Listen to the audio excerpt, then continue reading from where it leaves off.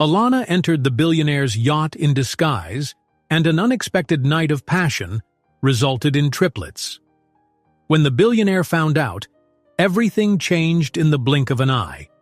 But before we dive into the full story, let me know where you're watching from and what time it is. Now, subscribe to the channel and let's get started. Alana's heart pounded so hard she was convinced the sound would give her away. Standing on the dock in a hastily borrowed black and white uniform, she forced herself to take a steadying breath. The gentle roll of the waves against the hull of Damian Whitmore's massive yacht did nothing to calm her nerves. If anything, each ripple reminded her of the precarious risk she was about to take. The late afternoon sun bathed the marina in a golden glow that should have felt inviting, but tonight it was just another spotlight threatening to reveal her. She clutched a fake event pass in slightly trembling fingers, hoping no one would notice the smudged ink where she'd rushed to laminate it. It had to be enough. Squaring her shoulders, she approached the security checkpoint where a bored attendant glanced at her badge before waving her onto the gleaming gangway. An exhale of relief left her lips. So far, so good. The moment she stepped aboard, the yacht's lavishness surrounded her. Polished teak floors, soft lights carefully draped along railings, and the buzz of sophisticated music drifting through the open doors. She prayed she looked like a real waitress, head held high, tray balanced carefully, forced smile in place. If she could pull off this disguise, maybe she'd find a chance to speak to someone, anyone, who could rescue her grandfather's bakery from the brink of foreclosure. Inside, the sprawling main lounge teemed with well-dressed guests. Silks, diamonds, and designer suits dominated the scene. Alana slipped through the crowd, doing her best impression of a server on a tight schedule, head bowed at just the right angle to avoid too much eye contact. She'd watched enough catering staff at local events to mimic their brisk efficiency. A tilt of the head here, a politely murmured, "Champagne, sir?" There. She could sense stares occasionally lingering on her, but with each passing minute, no one questioned her presence outright. In a brief moment of calm, she caught a glimpse of the man who owned this luxury vessel. Damian Whitmore stood at the far end of the lounge exchanging a firm handshake with another man in a crisp tuxedo. Even at a distance, Damian's commanding presence filled the space, drawing the eyes of nearly every guest. Lean and poised, he seemed used to the attention. Alana's heart galloped at the memory of her meager purpose here. Find an investor, or at least gather enough information to secure a loan. She was desperate, and now her fate rested on whether she could remain hidden in plain sight.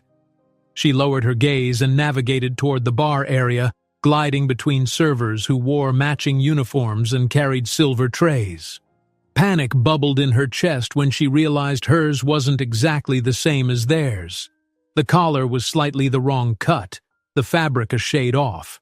She dropped her eyes to avoid notice, picking up a tray of champagne flutes from the bartender whose back was turned.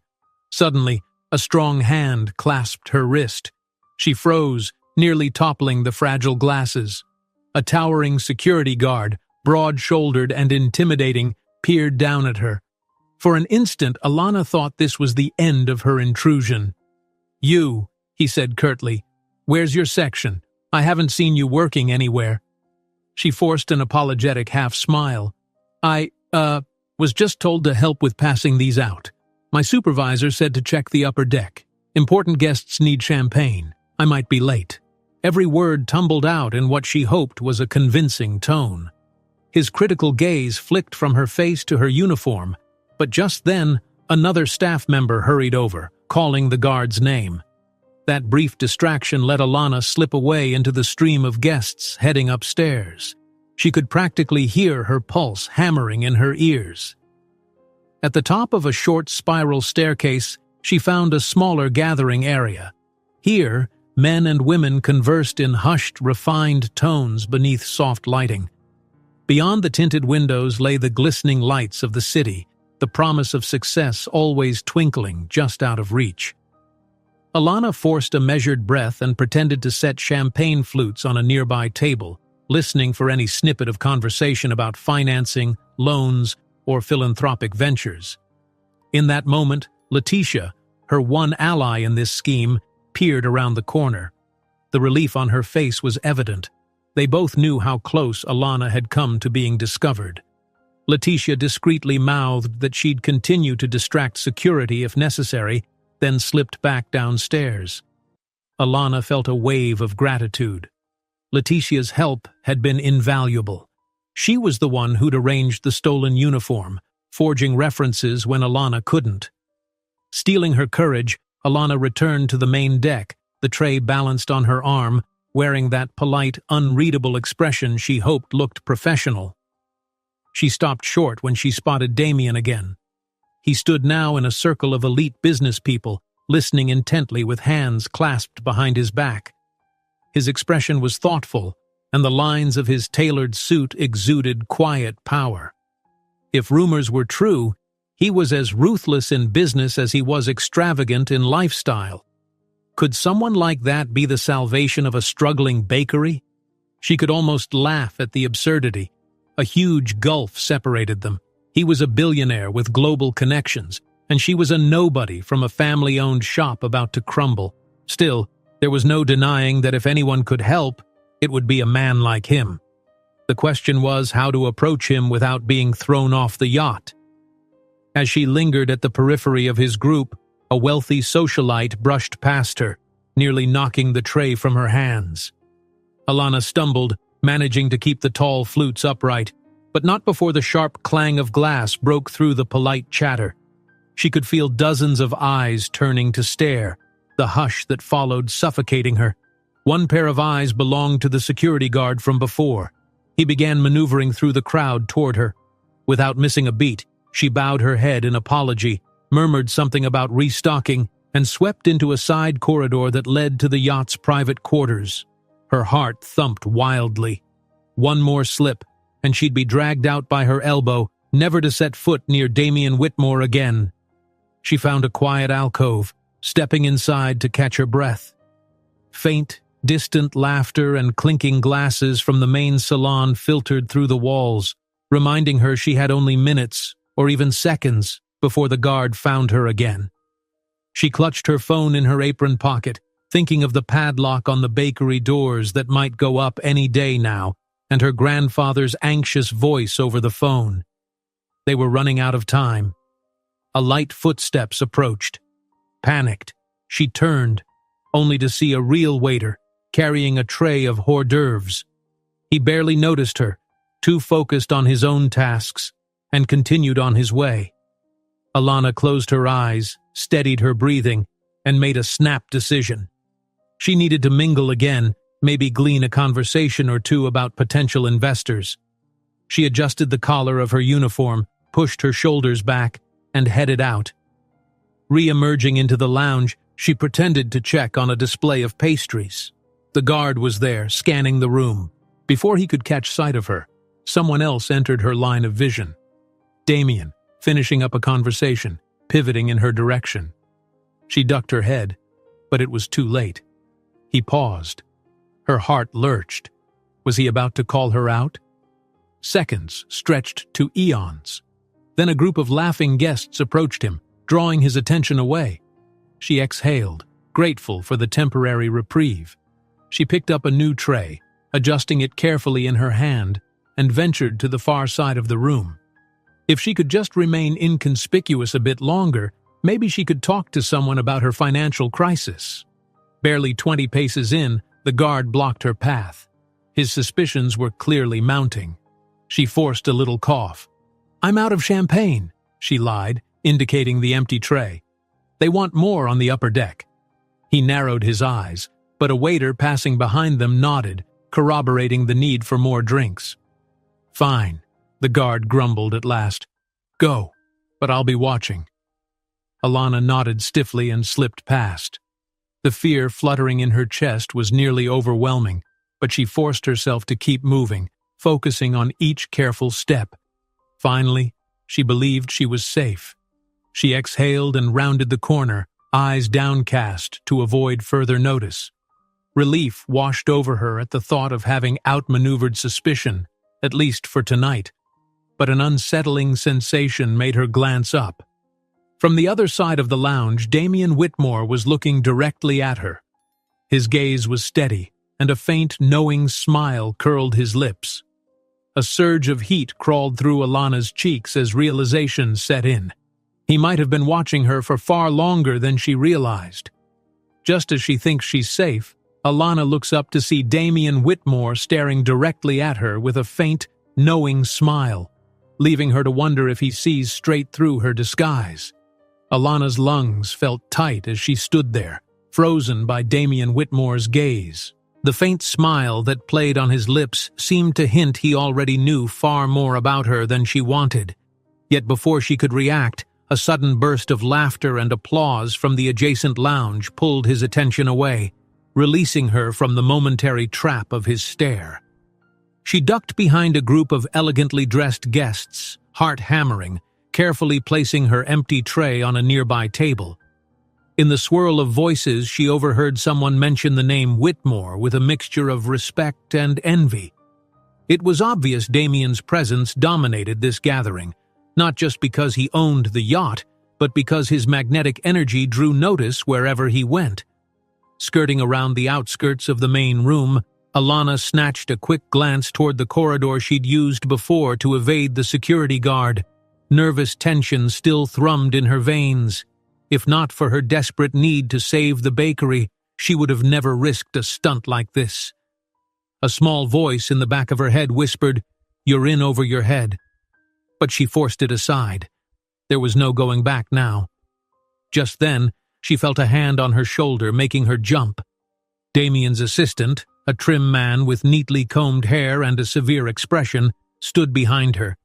He wore a discreet earpiece and impeccable suit, projecting an air of corporate efficiency. "Excuse me," he said in a polite but wary tone. "We haven't met before. Which station are you assigned to this evening?" Trying to hide her panic, Alana dipped her head in what she hoped was a professional nod. "I'm part of the late shift catering team. I'm supposed to circulate with champagne, but I think there was a mix-up earlier. Apologies if I'm not in the right place." His gaze flickered over her uniform. She was painfully aware it didn't match exactly. "A mix-up? Right. May I see your staff pass?" Her hand went instinctively to her apron pocket. The pass she'd shown at the entry was still tucked there, but the paper was crumpled, and the lamination had started to peel. She took it out, praying the dim lighting and swirling crowd would provide enough cover. He studied it for a tense moment. "This number doesn't match the official roster," he said, voice low and suspicious. "Where did you say you're from?" Alana's mouth went dry. "The outside catering agency," she answered, mustering her best apologetic smile. "We had someone call in sick. I stepped in last minute." Seconds ticked by in excruciating silence. Then, somewhere behind the assistant, a woman shrieked in delight, distracting him. He jerked his head toward the sound. Taking the chance, Alana gently eased the pass from his hand. "I should get some fresh trays from the bar," she said quickly, knowing every second she lingered risked further questioning. To her relief, the assistant nodded absently, already turning to address the commotion. Alana slipped away, weaving through the throng of partygoers. Her eyes darted around, searching for Letitia, hoping for any form of backup. She found her friend near a lavish buffet table, offering canapes to a gaggle of wealthy guests. Catching Alana's eye, Letitia subtly tilted her head toward an unoccupied corner. Alana, trying her best not to look frantic, gravitated that way. Letitia joined her a moment later, quietly hissing, "Are you okay? That assistant's been asking everyone if they've seen a new server." "I nearly got caught," Alana whispered back, heart still galloping. "He said my pass doesn't match. I have to keep moving, keep looking busy." Letitia's eyes darted around. "Okay, look, the security guy from earlier is still prowling by the entrance. Avoid him, and be careful around Damian's assistant. If I can distract him again, I will, but you can't stay in one place too long. Alana nodded her thanks, picking up a fresh tray of champagne flutes and sliding back into the swirl of the crowd. Every whispered conversation felt charged with the possibility of revealing her. She passed a group of older gentlemen who paused mid-conversation to eye her uniform. Anxiety coiled in her stomach, but she pressed on, greeting them with a slight, polite nod before continuing on her way. A moment later, the thick crowd parted, and her eyes fell on Damien once more. He was alone for the moment, swirling a champagne glass in one hand as he studied the bustling lounge. His gaze met hers again, and a faint quirk of amusement played across his face. Her breathing hitched. With that small gesture, he beckoned her forward, gesturing to his glass. She approached slowly, pulse drumming in her ears. "May I, sir?" Her voice wavered just a bit as she offered the tray. He set his empty glass on it and took a fresh flute, lifting it to his lips. "Thank you," he said with a prolonged pause, inviting her to fill in her name. Anna," she managed, gripping the edge of the tray to hide her trembling hands. It was close enough to her real name that she wouldn't risk forgetting. She hoped it didn't sound unnatural. "Pleasure to meet you, Anna," he replied. His tone was smooth, but his eyes were keen, as though he recognized more than she let on. "I've not seen you at one of my events before. Have you been here long?" "First time," she admitted, trying not to sound too shaken. "It's quite grand." He raised an eyebrow as if enjoying her discomfort. "It can be overwhelming," he said, "though you seem to be handling it with grace." "Thank you," she whispered, mind racing. She needed to remain confident. Who knew if this man might be her only chance at saving the bakery? From behind Damien, his assistant reappeared, scanning the room. Alana caught sight of him and swallowed nervously. Damien must have noticed her glance. He turned slightly, and his assistant, seeing them together, took a few hesitant steps closer, suspicion on his face. Alana braced herself for more questions, but Damien's hand lifted in a casual signal, and the assistant lingered, reluctant to interrupt his boss. "Are you all right?" Damien asked, quietly so only she could hear. "Yes," she managed, shifting her weight. "Just making sure everyone's glasses stay full." He gave the smallest nod, and then tilted his head toward a group of guests who were finishing their last sips. "Be a dear and see to them," he said, voice carrying an easy authority. "Then come back.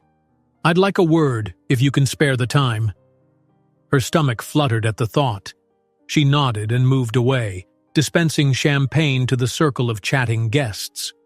One of them, a woman dripping in jewelry, watched Alana closely. She frowned and asked, "Are you new? I haven't seen you at Whitmore's parties before." "Ah, yes, ma'am," Alana replied with a stiff smile. "Just helping out tonight. Is everything to your liking?" The woman shrugged dismissively, turning back to her companions. Alana hurried away, returning to the place where Damien had stood, only to find he'd vanished into the crush of people.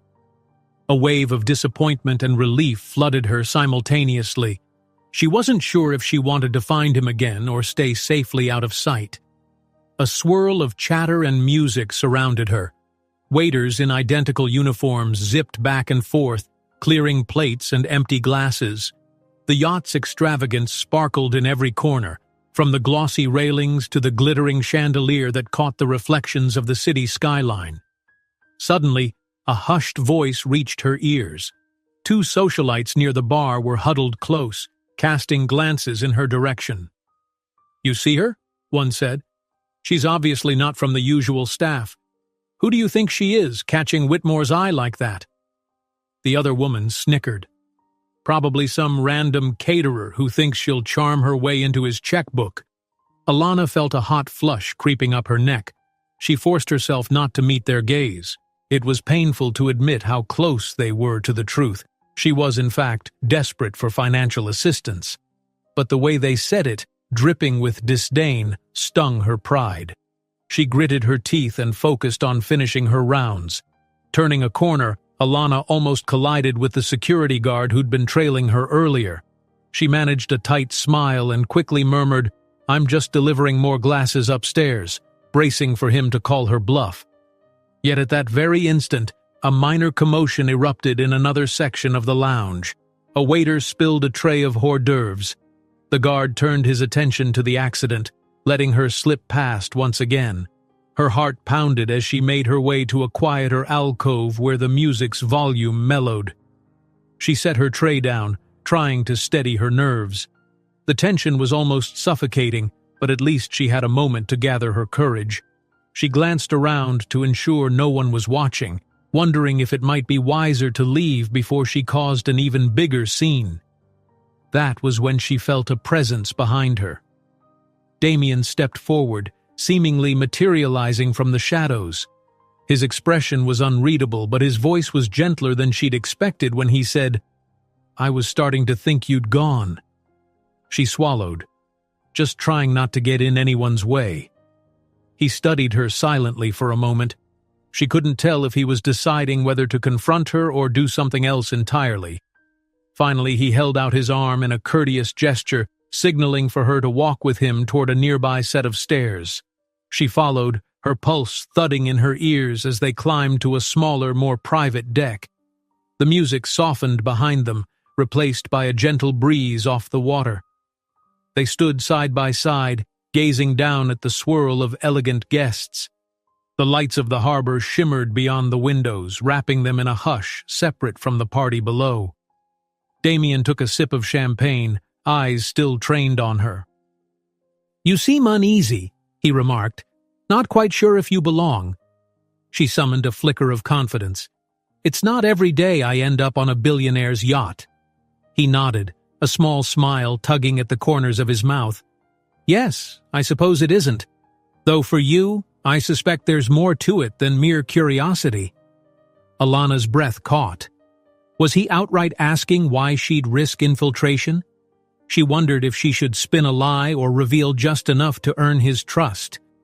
Her mind whirled, searching for the right words. Then a spark of recognition passed over his face, as if he sensed her hidden desperation but couldn't quite put the pieces together yet. Gently, he gestured for her to follow him to a secluded corner where the hum of conversation barely reached. The low light cast flickering reflections across the polished floor. She stood close enough to catch a trace of his cologne, faint and alluring. A second passed in silence, thick with an unspoken question. Would she keep pretending to be a simple server? Or would she break character and risk revealing her motive, finding a powerful backer to save her grandfather's bakery? He opened his mouth to speak, but paused as the distant notes of a new song started below deck. She swallowed hard, preparing to speak first, but he leaned in, lowering his voice so only she could hear. "Let's have a real conversation," he said, each syllable measured and full of quiet challenge, leaving Alana breathless and unsure how much longer she can keep her disguise. Alana felt her breath catch in her throat as Damien's words lingered in the soft ocean air. The distant music pulsed below, a faint reminder of the party's chaos. Here, on the upper deck illuminated by moonlight, she was alone with one of the most powerful men she'd ever encountered. 1,000 thoughts flooded her mind, none more pressing than the realization that her disguise could unravel at any moment. He reached out, guiding her to a secluded edge of the deck. The breeze carried the distant hum of city lights, dancing across the dark water. She could see the shoreline glittering in the distance, but somehow all of that shimmer paled against Damien's intent gaze. She tried to quell the flutter in her chest. "Relax," Damien said in a voice just loud enough to be heard over the gentle lapping of waves. "I won't bite." Alana's lips parted in a nervous attempt at a laugh. "I'm sorry. It's just, this is surreal." He leaned against the railing, studying her. "A yacht full of people, yet you look like you're carrying the weight of the world on your shoulders." She swallowed hard, the pressure of his attention making it difficult to maintain her composure. She thought back to her grandfather's bakery, stacks of unpaid bills, the fading sign out front, the warm aroma of fresh bread that used to fill the place when times were simpler. Her chest tightened, torn between wanting to confide in him and needing to protect her secret. How about we start with something small? Damien suggested, tipping his head in curiosity. Like, are you always this quiet? Only when I'm trying to blend in, Alana replied softly, raising her eyes to meet his. But I think it's pretty clear I'm failing. His gaze flicked to the plain black shoes she wore, a bit too run down for the usual staff uniforms, then drifted up to her face. She felt self-conscious, but also oddly comforted by the gentle note in his voice. So, he said after a moment, what brings you here tonight? She debated how to answer. She could spout off a rehearsed lie about a last-minute shift, but something about Damien's calm sincerity tugged at her to be at least partially honest. I'm looking for a lifeline, she admitted, voice just above a whisper. A chance, or maybe a miracle. His brows knitted. A miracle's a strong word. Care to elaborate? A text pinged Alana's phone, the muffled vibration startling her. She tugged it out of her apron discreetly. It was Leticia. Careful where you are. Security's suspicious. I can't distract them much longer. Alana's stomach tightened. If she didn't wrap this up soon, she risked being caught in a lie with no way out. She slipped the phone away. Damien watched her closely, clearly noticing her tension. Apologies, she said hurriedly. It's my friend. She's also working tonight. She trailed off, uncertain how to continue without raising more suspicions. Need to vanish soon? He guessed, a hint of playful teasing in his tone. Or at least avoid some prying eyes, she acknowledged, forcing a lopsided smile. He studied her for another moment in silence.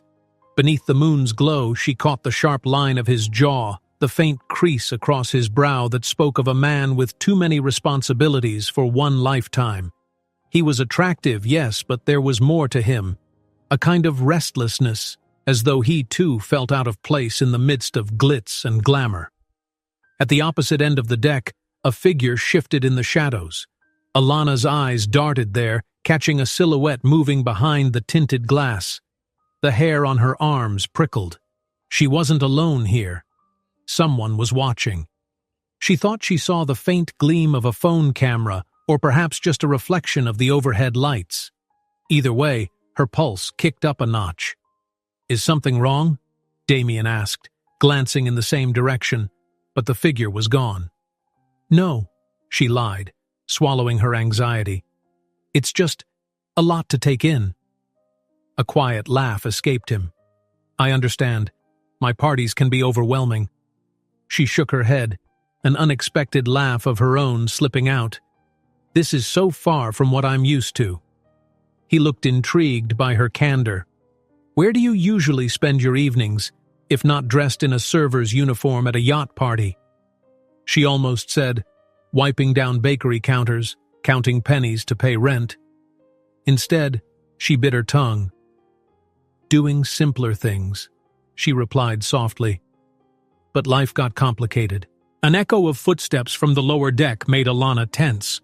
She cast a glance to the staircase, prepared to bolt if it was the security guard. To her relief, it was only a passing partygoer, though they glanced curiously her way. She stepped closer to Damien, hoping to avoid scrutiny, and found herself standing just inches from him. His cologne, subtle and warm, filled the night air. He seemed aware of her sudden closeness, and his voice dropped. If this lifeline you're seeking, if it's something I can help with, I'd like to know. Alana's heart fluttered. Was he offering? Could he truly be open to hearing her out? Maybe if she confessed, just the bare minimum, he'd at least consider pointing her in the right direction. I appreciate that, she whispered, but you hardly know me. He gave a wry half-smile. Sometimes I find it easier to open up to strangers. Less judgment, at least at first. She hesitated, then murmured, I'm in trouble. Financial trouble that might cost me what's left of my family. I thought maybe someone here tonight could help. That's all. He absorbed her words in silence, a thoughtful expression settling over his features. She felt a strange swirl of relief and fear that she'd shared even that much. Before Damien could respond, her phone buzzed again. This time she caught a glimpse of the message. "They're looking for a suspicious staff member. Watch out." She quickly pocketed the phone, breath catching. I need to be careful. They don't like uninvited guests, apparently." Damien raised an eyebrow, and she could sense the question forming in his mind. "Were you invited at all?" But before he could ask, the hush of the upper deck was broken by a burst of laughter from below and the sound of footsteps climbing the stairs. 2 or 3 guests emerged onto the deck, champagne glasses in hand, scanning the area as if searching for a bit of exclusivity. Alana's instincts told her to move away or hide, but it was too late to retreat without drawing more attention. Damien, noticing her discomfort, moved subtly, placing himself between Alana and the new arrivals. She felt her cheeks warm at his protective stance. It was both comforting and disconcerting. She was here under false pretenses, yet a part of her wanted to trust him. Her lungs seemed to shrink, each breath a struggle. A thin man wearing a sleek suit and an air of entitlement approached. He had the practiced smirk of someone who thrived on gossip. "Damien," he greeted with familiarity, then let his gaze slide to Alana. "And who is this?" "Just a friend," Damien said with a calm smoothness, though he didn't elaborate. "A friend in uniform? How interesting." The man's smile was all teeth, eyes lingering on Alana's face as if cataloging every detail. Alana's palms grew damp. She could sense the judgment, the curiosity swirling. It took every ounce of control to keep her posture steady. Leticia had warned her about the rumors wealthy socialites would spin if they caught even a whiff of scandal. Damien casually shrugged. "We were just catching some fresh air, Percy. Is there something you needed?" Percy's gaze flickered between them. "Some of your guests wondered where you ran off to. They're not used to being left alone." Alana dared to exhale as Percy's scrutiny seemed to ease, but that relief was short-lived. A new figure bounded up the stairs, a woman in a glittering gown, obviously tipsy, her eyes lighting up as soon as she spotted Alana's mismatched server attire. She planted herself in front of Alana, ignoring Damien entirely. "I remember you," the woman slurred slightly. "Didn't I see you slip into the corridor earlier? Security was asking questions." Alarm bells rang in Alana's head. She forced a polite smile, but her voice cracked. "Just doing my job. Excuse me, I should—" "Oh no, wait!" the woman insisted, stepping closer, nearly swaying off balance in her heels. "I heard something.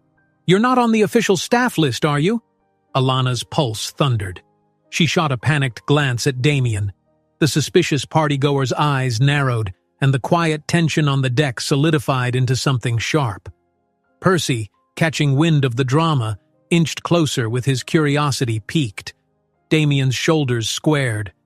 "We're in the middle of a private conversation," he said, a cool edge to his words. "Perhaps another time." "Private?" The woman tossed her head back in a harsh laugh. "With a caterer?" Her gaze bored into Alana. "Who are you really?" Panic welled in Alana's throat. She could see the swirl of possible outcomes flashing in her mind, being dragged away, forced to admit her lies in front of everyone, even endangering any chance of help for the bakery. Percy crossed his arms, ready to enjoy the spectacle. "Yes," he said with a smirk. "I'd love to know as well. You're far too interesting to be just a waitress." Alana was rooted to the spot, every muscle tensed. The woman raised her chin defiantly, about to hurl another accusation. But before the words could form, Damien stepped forward, putting himself squarely between Alana and the intruder. "Enough," he said, quiet but firm. "Back off." The woman's eyes went wide, her lips parted, the beginning of a retort, but Damien's commanding presence stole her thunder. He turned slightly, reaching back to rest a reassuring hand on Alana's shoulder, anchoring her in place. She felt the warmth of his touch, a strange mix of comfort and fear swirling in her chest. In that charged moment, everything seemed poised on a knife's edge. The wind lifted a corner of the woman's gown, ruffling the silence that had fallen. Tension crackled like electricity across the deck. Alana's heart thudded in her ears, certain her cover would collapse in seconds. Damien rose protectively, placing a hand on Alana's shoulder, about to respond to the intruder's challenge, but the threat of Alana's cover being blown intensifies. All eyes were on Damien as he took one decisive step forward. The glamorous woman who had confronted Alana faltered under the intensity in his gaze. The tension on the upper deck hung like an invisible curtain, and for one stretched moment, the only sound was the lapping of water against the yacht's hull. "Is there a problem here?" Damien's voice was calm, but it carried an authority that sent a ripple of unease through the small cluster of onlookers. The woman looked ready to say more, but her partner, the man in the sleek suit, seemed to think better of pressing the issue. He placed a gentle hand on her arm, nudging her to back down. "We were just concerned," the man said in an attempt at politeness. "She doesn't look like one of your staff." Damien cast a quick glance at Alana. The quiet plea in her eyes must have registered because he lifted his chin and said, "She's with me." An immediate hush fell over the few gathered guests. Suspicion still burned in the woman's stare, but she said nothing further, apparently unwilling to challenge Damien on his own yacht. She shot Alana a parting glare, then spun around and made her way below deck, her companion trailing behind. Alana exhaled slowly, realizing just how close she'd come to disaster. The release of tension sent a tremor through her hands. She felt Damien's warm hand on her shoulder, steady and reassuring in the dim glow of deck lights. "Come on," he said softly. "Let's get away from prying eyes." With that, he guided her back down the spiral staircase, choosing a different route than the main walkway. Curious heads turned as they passed, but no one dared stop Damien or question him, not with the quiet steel that radiated from him at that moment. Alana followed, struggling to process the fact that he had stepped in to protect her so openly. Why would he risk his reputation among these powerful people for a stranger? At the bottom of the stairs, they entered a smaller lounge area that was relatively unoccupied. Plush couches framed the walls, and low lighting cast gentle shadows across the glass tabletops. A faint pulse of music drifted in from the main salon, muted by the thick walls. Alana's heart still raced. She glanced over her shoulder, half expecting security to appear at any second, but instead she saw Damien's assistant standing in the doorway, expression tense. He shut the door behind them, then approached with measured steps. "Mr. Whitmore," the assistant said in a low voice, "I've had several complaints from the guests. They want to know why an unregistered server is—" Damien raised a hand, silencing him.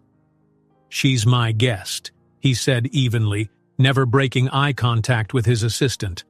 "From now on, treat her as such. Is that clear?" The assistant hesitated, clearly torn between duty and his employer's word. But after a moment's pause, he gave a curt nod. "Understood, sir." Alana felt a flush creeping up her neck. Being labeled his guest in front of the staff, it would only spark more suspicion. But any alternative was worse. She had no choice but to let Damien lead. His assistant glanced at her one last time, something like uncertainty flickering across his face, then slipped out the door to deal with whatever new gossip was circulating through the yacht. She and Damien were alone now, save for the distant hum of conversation beyond the walls. Alana opened her mouth to speak, but found her words stuck in her throat. Her anxiety soared at the thought of what might be happening outside this room, the rumors bound to spread about the mysterious server at Damien's side.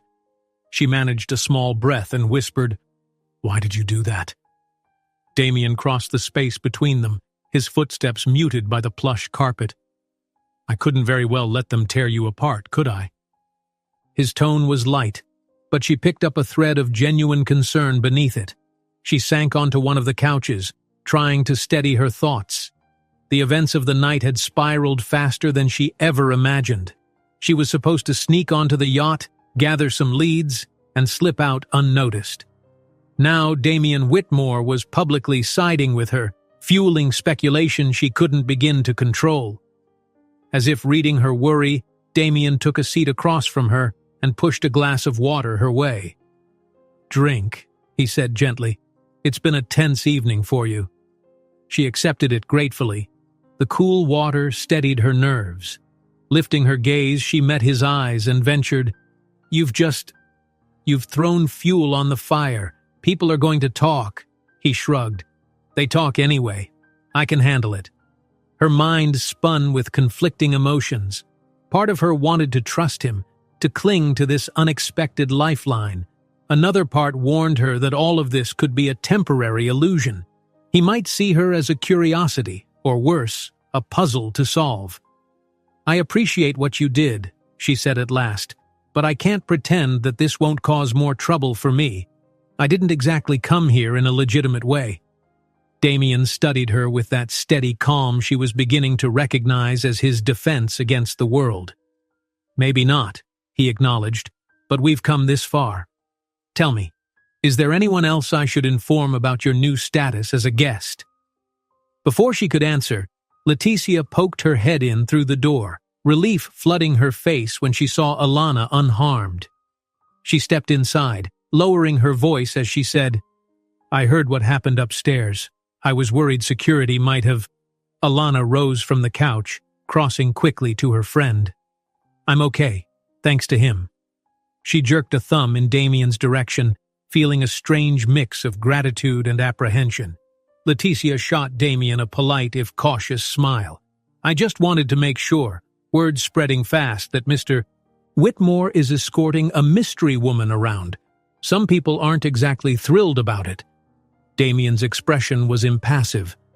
"They'll live," he said simply. Leticia pulled Alana aside, her voice dropping to a whisper.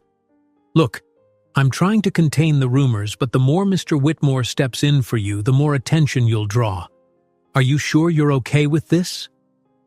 Alana's lips tightened. "I don't see any other way. If he hadn't intervened, I would have been escorted off this yacht in handcuffs or worse. We'll figure out the rest later." Leticia nodded, concern still etched on her brow, then cast Damien another grateful look. "Just be careful," she murmured, and with that, she slipped back into the corridor to continue her vigil. A swirl of mixed emotions gripped Alana. She had come here chasing the faint hope of finding an investor or contact who might rescue her grandfather's bakery from its looming debts. And somehow she'd ended up at the center of the party's biggest drama, with the host himself taking her side. Damien's voice cut through her thoughts. "So, you wanted a business connection?" He rose to his feet, gesturing toward the door. "I can introduce you properly to a few associates, assuming you still want to meet them." Alana blinked in surprise. "You'd do that?" He offered a half-smile that didn't quite reach his eyes. "You might be unconventional, but I admire your initiative. If you're in need of help, it's only fair you get to speak to people who could actually assist. But we'll do it on my terms." Suspicion pricked at the back of her mind. She wondered what his terms were. Still, the mention of meeting his associates, potential investors, rekindled her hope. Maybe all wasn't lost. I'm not sure how to thank you," she whispered. He raised a hand to stop her. "Let's not get ahead of ourselves. The party's winding down, but I can still call a few people over and have them listen to your pitch. That is, if you have one." She pressed her lips together, recalling how she'd practiced a succinct proposal for the bakery's finances. She had facts and figures memorized, though none of it would matter if they dismissed her as a trespasser or a con. "First," Damien added, "you need something more suitable to wear. Right now it looks like you snuck in. Which, let's be honest, you did." A knot formed in Alana's chest. "And how do we fix that?" A moment later, there was a light tap on the door, and to Alana's surprise, a staff member appeared carrying a sleek black cocktail dress draped over an arm. Alana's eyes widened. You had this ready? Damien shrugged. I make a habit of planning for unexpected turns. He turned his back politely so she could examine the garment without an audience. It might not be perfect, but it'll help you blend in. She traced a hand over the dress's smooth fabric, realizing there was no way she could ever repay him if he chose to charge her for it. Her pride waged war against her relief. Still, she forced down her protest, knowing she had no other option if she hoped to present herself as anything but a fraud tonight. Thank you, she murmured after a beat. I'll pay you back, I promise. We'll see, Damien replied in a neutral tone. Then, as though shifting gears, he said, I'll give you a few minutes to change. After that, we'll see about those introductions. He stepped out of the lounge, leaving her momentarily alone with the staff member who set the dress on a chair and left with a polite nod. The moment the door closed, Alana exhaled, pressing her palm over the nervous flutter in her stomach. She slipped out of the ill-fitting server uniform and into the dress, adjusting the straps and smoothing the fabric over her hips. Catching her reflection in a mirrored panel on the wall, she barely recognized herself. Her hair was a little disheveled, but the gown's elegant lines made her look oddly poised, like a guest who belonged in these refined spaces. When she emerged, Damien was waiting in the hall. His eyes flicked over her new appearance, and a faint smile curved his lips. He offered his arm in an almost old-fashioned gesture. Shall we? Alana, her cheeks warm, slid her arm into his. Together, they stepped out onto the deck. A wave of whispers rippled among the handful of lingering guests. Some turned openly to stare, while others pretended not to notice, sipping from half-empty glasses while side-eyeing her with frank curiosity. Damien guided her to a quiet corner where two men and a woman stood conversing in hushed tones. Their conversation halted when Damien arrived with Alana at his side. He introduced her as a prospective entrepreneur he'd like them to meet, ignoring their thinly veiled surprise. The woman's polite smile barely masked her doubt, but they listened while Alana introduced herself, explaining that she was looking for an investor to help her family business. Though it was a brief discussion, she felt a glimmer of hope. Perhaps one of these people would be open to hearing more in the future. She braced herself for cutting remarks, but Damien quietly shifted the conversation, praising the risk-takers in business, casually emphasizing that he admired resourcefulness and initiative, traits Alana clearly possessed. When the trio wandered away, promising to exchange contact details, Alana finally let out the breath she'd been holding. I can't believe you just did that, she said softly, standing close to him by the yacht's railing. Damien shrugged one shoulder. You need a chance. I have the means to give it, or at least open the right doors. Don't read too deeply into it. She studied him. In the fleeting light, she could almost see something vulnerable beneath his polished exterior, a hint that maybe he wasn't as aloof as he acted. Regardless, she said, thank you. A breeze carried the music from below decks. For a moment they simply stood there, absorbing the hush that had settled over the yacht as the party neared its end. A few guests drifted by, some throwing suspicious or envious glances, others ignoring them entirely. Alana felt the swirl of the night's emotions catching up with her, shock, relief, gratitude, and a flicker of guilt that she hadn't told Damien the full truth. Her heart thumped as he stepped closer, his voice low. You intrigue me, he said, but I don't know anything about you except that you're determined and possibly reckless. Her lips curved in a small, tentative smile. I guess that's fair. He tilted his head, gazing down at her. The hum of voices in the background seemed to fade as he lowered his tone further. I'd like to change that. His words made her pulse flutter. She opened her mouth, uncertain what to say, but the sincerity in his eyes held her in place. Suddenly, the entire chaotic evening felt charged with an undercurrent of possibilities she'd never imagined. He leaned in, just enough for her to catch her breath at how close he was, and spoke softly, I want to know the real you." Those words left Alana stunned and on the verge of confessing her true identity. A swirl of hushed voices and dwindling laughter trailed through the corridors of the yacht as the party's final guests prepared to disembark. The once vibrant festivities had quieted to a subdued murmur under the faint glow of scattered lanterns and moonlight. Alana stood near the railing, her borrowed dress fluttering in the gentle breeze. From this vantage point, she watched the last of the revelers move across the polished deck, heading for the exit ramp. Strangely, it felt like she could finally breathe. Damien appeared beside her, leaning casually against the railing. There was no rush in his posture, no sense that he was ready to see her go. She was about to mumble something about leaving, but he spoke first, his tone calm and measured. "Stay a while longer," he said, a quiet warmth in his eyes. "The party's more or less over, but I'm not ready for the night to end." Alana's heart thumped. Every nerve in her body urged caution. She'd already taken too many risks, weaving half-truths and outright lies. But the softness in Damien's voice and the unguarded look on his face eroded her defenses.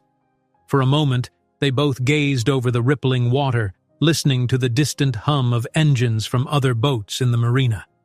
"I don't think that's a good idea," she replied hesitantly, though her pulse betrayed an undercurrent of excitement. "I've caused enough trouble for one night." He exhaled a faint laugh. "Trouble? You made this evening far more interesting. I should be thanking you." Then, more gently, "Come inside with me. We can talk, away from curious eyes." She let him guide her down to a lower level where a small, elegant lounge awaited. Soft lighting revealed plush chairs and an unoccupied bar, the perfect retreat from the yacht's main deck. He handed her a glass of sparkling water, clinking his own against it in a subdued toast. "To an unexpected evening," he offered. She allowed the corners of her lips to lift in a timid smile. "I'll drink to that." They sat, the space between them charged with unspoken questions. Alana remembered the swirl of drama just hours earlier. Confrontations with snobbish guests, suspicious glances, Damien's unwavering defense of her. It all felt surreal, and yet here she was, sitting across from him as though nothing stood between them. He set his glass down. "You mentioned needing help," he began. "Some financial trouble that might cost you a lot. Everything, I suspect." Her stomach knotted. 100 regrets jostled in her mind. Perhaps it was time to say the words she'd been holding back. She steadied herself, thinking of her grandfather's bakery and the pressing debt that threatened it. Still, fear clung to her, a fear that if she told Damien the whole truth, he might withdraw any offer of help. She swallowed and forced herself to speak. "It's complicated. My family's business is on the brink. We can't secure a bank loan because the collateral isn't good enough. I came here tonight because I thought maybe I could pitch the idea to someone with the influence or the funds to help. I never intended to lie outright, but She trailed off, unable to meet his gaze. After a moment, he reached out, lightly touching her hand. She glanced up, surprised by the empathy in his eyes. "I've been there," he confessed quietly. "Maybe not exactly in your shoes, but I know what it's like to fight for something you believe in." He paused, looking almost uncertain. "I'd rather hear honesty like that than all the empty flattery people usually feed me. So, thank you for trusting me with the truth." A wave of relief loosened the tightness in her chest. She opened her mouth to say more, but caution still held her back. Perhaps that was enough honesty for one night. The tension between them shifted, turning more personal. Outside, the gentle sway of the yacht made the low lamps flicker, creating a warm halo of light around them. Damien's gaze roamed across her face as if searching for something he couldn't quite place. She felt her cheeks heat under that scrutiny. An unspoken understanding passed between them. This night, which had begun in secrecy and desperation, was now evolving into something neither had expected. He cleared his throat, leaning closer. "What happens next?" Do you have a plan?" She licked her lips nervously, surprising herself by the softness in her reply. "I'm not sure. My plan ended the moment I realized I was out of my depth." Her hand gripped the edge of the table. "But you've already done more than I had any right to hope for." He exhaled a slow breath, a kind of gentle acceptance in his posture. "If you'll let me, I can help. We could talk about a structured loan or an investment, something that keeps your business afloat, but I won't force it on you." Her pulse fluttered. It sounded too good to be true. A part of her wanted to throw herself at his feet, thanking him for this lifeline. But something else kept her rooted. She worried about what he might expect in return, or if his powerful social circle would scorn the idea, making it impossible. She was on the verge of pressing him with questions when the faint strains of a slow, winding melody filtered in through the walls, presumably the last of the music from the main deck. He noticed the distant tune and stood, extending a hand. "Dance with me?" Her eyes widened. "Here? There's no one else around." He managed a half smile. "Exactly. No prying eyes, no judgment. Just us." Nerves fluttered in her stomach. Still, the idea felt strangely right. She set her drink aside and allowed him to gently pull her to her feet. Standing before him, she felt the subtle rocking of the yacht beneath her heels. He slipped an arm around her waist, and she placed a hand on his shoulder, instantly aware of his warmth. The music was faint, but enough to guide their swaying steps. They barely moved, hardly needing to. The moment felt impossibly fragile, two souls caught in the quiet aftermath of a night that seemed to rewrite reality. The notes of the distant melody surrounded them, and for a few heartbeats, Alana forgot her lies, forgot the bakery's impending collapse, forgot everything that had driven her there. She simply let herself exist in that space, safe in the circle of Damien's arm. As the final notes faded, their gazes held, the electric tension returning. He lowered his hand, brushing the back of her neck lightly, and she felt an undeniable urge to close that last sliver of space between them. The careful guard around her heart seemed to slip. She raised onto her toes, her lips meeting his in a soft, searching kiss. The moment stretched, a confluence of every risk she'd taken and every kindness he'd shown. Her mind whirled with questions. Would he regret this? Would she? Was she foolish to let her emotions get tangled when she was here under false pretenses? Yet the touch of his mouth against hers quieted all those doubts, if only for an instant. When they finally pulled apart, breathless, she realized she was clutching his collar, fingers trembling. He rested his forehead against hers, eyes closed as though composing himself. She began, searching for words that made sense. But they failed her. "It's all right," he whispered. "Sometimes words aren't enough." Silence settled, broken only by the distant hum of the yacht's engines. In the back of her mind, she knew this changed everything. The lines were blurring between a desperate attempt to save her family's business and a connection she hadn't anticipated. Guilt pricked at her. She wasn't who he believed she was. And if he found out just how deceptive her entry into his life had been, would he regret all of this? Eventually, Damien drew back. "I need to check on a few final details before the staff finishes clearing out," he said, voice husky but polite. "Stay as long as you want, or, if you prefer, I can have someone arrange a car for you." Alana nodded, her heartbeat still unsteady. "I might need some air," she managed, glancing toward the corridor that led outside. He gave her a lingering look, clearly wrestling with his own thoughts, then left quietly. She exhaled a shaky breath and stood there, heart fluttering in the stillness.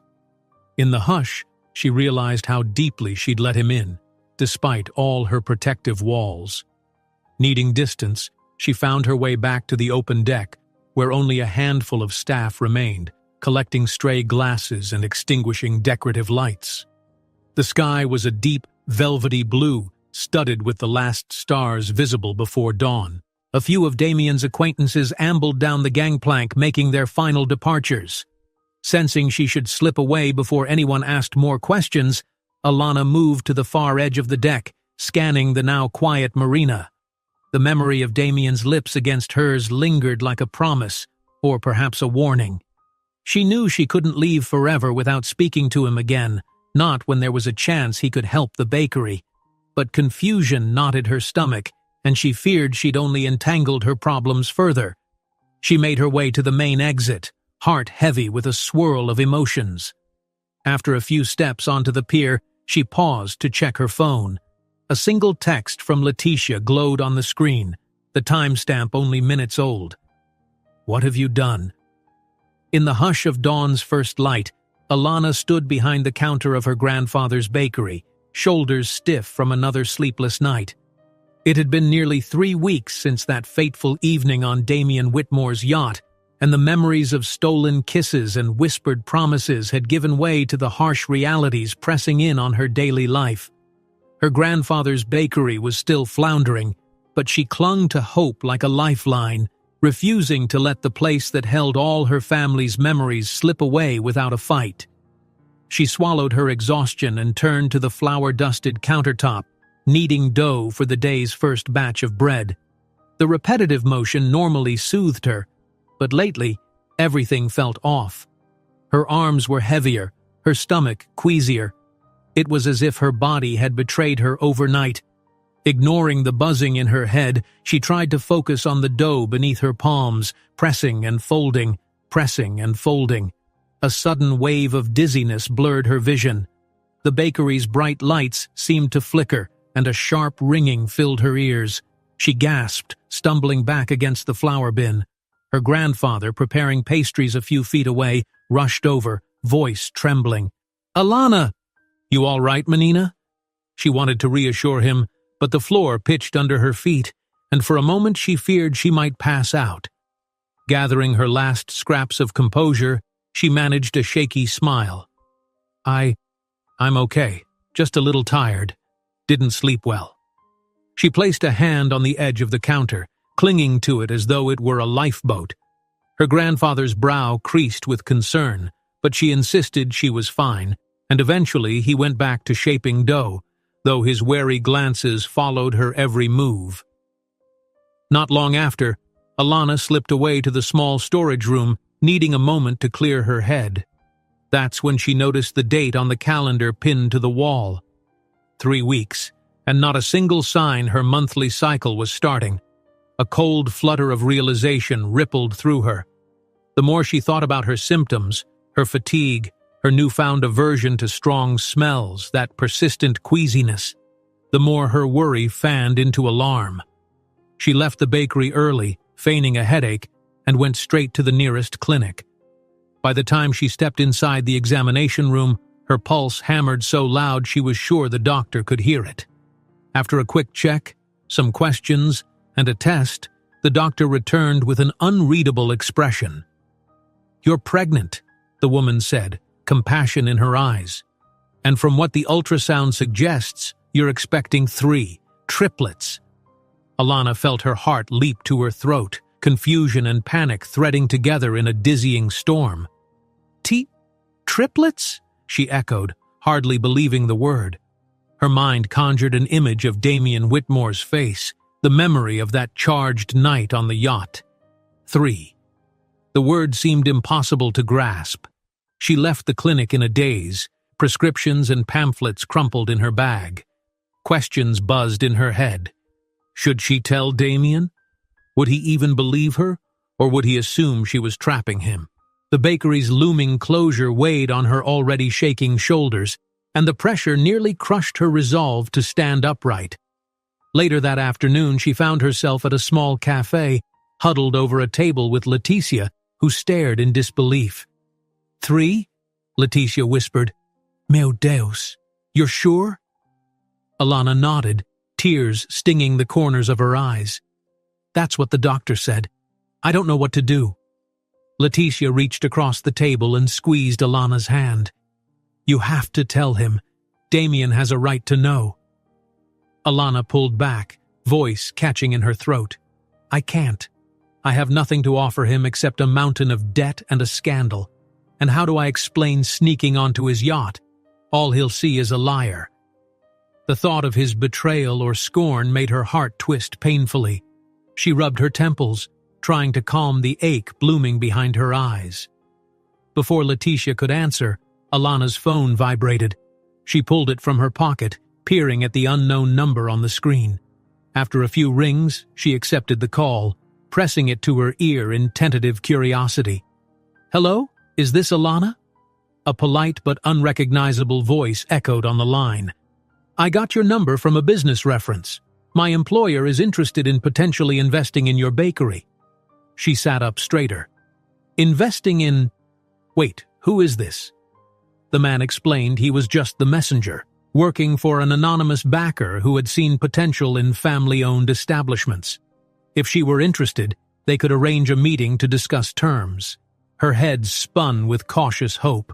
She scribbled down the details on a napkin, then ended the call, exchanging a perplexed look with Leticia. "Someone wants to invest in the bakery? But how would they even know about us?" Leticia frowned. "Could it be someone from that yacht party?" She paused, then added, "Or maybe it's connected to Damien. He did say he could introduce you to potential investors." Alana shook her head, heart pounding at the mere mention of his name. "I never gave him my number, or the bakery's number directly. I'm not even sure how anyone else could have found my details. This is suspiciously convenient." A flicker of excitement mingled with dread. If this mysterious investor truly existed, they might be the answer to her prayers. Yet the secrecy unsettled her, and the timing, only a few weeks after her clandestine night with Damien, fueled her anxieties further. Determined to keep her pregnancy to herself for a bit longer, she tried to focus on the looming possibility of securing the bakery's future. For days, she juggled her usual routine with an undercurrent of nausea and worry. She pored over her numbers, preparing a short presentation in case this investor appeared.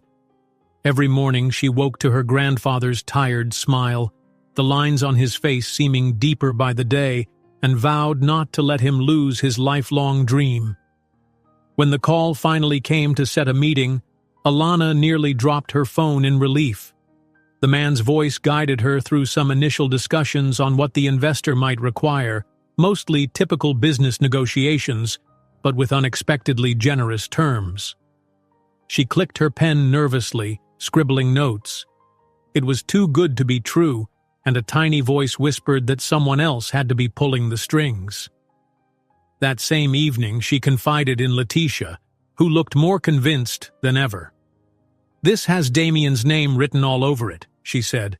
"He probably asked someone to do it quietly. Maybe he's testing if you'll accept his help." Alana chewed her lip. "But why be secretive?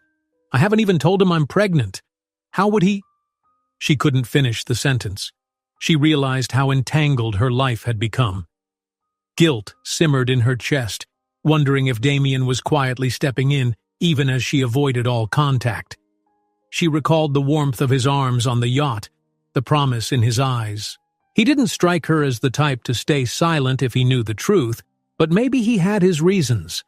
Caught between fear and faint optimism, she continued forward, hoping the investor would remain anonymous and simply help her secure the bakery's future. If that happened, she'd have more stability to face the next hurdle, the fact that 3 new lives were growing inside her. Each day she considered calling him, but the shame of her deception weighed too heavily on her chest. One gray morning, as the bakery's neon sign flickered in the drizzle, Alana was sweeping flour from the display case when the bell over the door chimed. A tall figure in a crisp suit stepped inside. He wasn't a typical customer. He carried no umbrella despite the rain outside, and his neatly combed hair was slicked back with just a hint of water glistening at the temples. Her pulse kicked up. She recognized him immediately. Damien's assistant from the yacht, the same man who had scrutinized her staff pass, the same man who believed her a fraud. Shock rooted her to the floor, broom in hand. His gaze swept over the modest interior of the bakery. After a beat, he approached the counter with a measured stride. Alana forced herself to breathe, to think of a rational reason he might be here. Her mind flicked to Letitia, but she was out running an errand. She would have no backup. He spoke in a calm, low tone. "Good morning, Ms. Alana." She cleared her throat. "May I help you?" she managed, though her throat felt painfully tight. He glanced around, noting the old photographs of her grandfather kneading dough, the shelf of half-empty flour bags. Then his gaze settled on her. "I've been asked to find you," he said. "It took time, but Mr. Whitmore appreciates efficiency, and eventually all paths led here." Her heart pounded, and she instinctively rested a hand against her stomach, where the slightest curve was beginning to show. Would he notice? Without waiting for her response, he reached into his jacket pocket and produced a small, immaculate business card. Then, with a polite but knowing nod, he slid it across the counter. "Mr. Whitmore instructed me to give you this," the assistant said quietly. "I believe he would like to hear from you in person." Alana's hand trembled as she picked up the card. Elegant lettering spelled out Damien's name and a private direct line. Her mind spun, questions blaring in her head. Why now? Did he know everything? She parted her lips to ask the assistant what this meant, but he offered no further explanation. Instead, he dipped his head in a curt farewell and turned to go. The bakery door chimed again as he left, leaving her alone with the echoes of her thumping heartbeat. Damien's assistant quietly hands Alana a business card with Whitmore's personal number, suggesting that her secret might be out. Alana stared at the business card for a long time after Damien's assistant left, her hands trembling. Beneath the formal elegance of the embossed letters lay a host of complications she wasn't prepared to face. She slipped the card into her apron pocket, a whirlwind of emotions tightening her chest. Part of her was relieved that he was reaching out at all. Another part felt sure this was the beginning of everything unraveling. That evening, once the bakery closed, she found herself pacing the small living room of her modest apartment. The hum of the refrigerator stood out in the silence, only broken by her grandfather's muffled cough from his bedroom. She looked down at her phone, the card's number saved in her contacts under a name she dared not speak aloud. Finally, heart in her throat, she dialed. When someone picked up, she recognized the clipped, efficient tone of Damien's assistant before he transferred her call. A pause. Then Damien's voice came on the line, low and calm. "Alana," he said simply, as if her name had been tumbling around in his head for weeks. She swallowed. "Yes, it's me." There was a brief silence. Then he said, "Let's talk, face to face." He rattled off an address she recognized from business listings on the wealthier side of town. No small talk, no mention of why he'd tracked her down. Just a time. Tomorrow, noon. She could barely sleep that night. Every time she closed her eyes, she imagined the swirl of Damien's frustration at being lied to, replaying the last time they spoke on the yacht. A part of her longed to share everything, the bakery situation, the pregnancy, her reasons for sneaking aboard.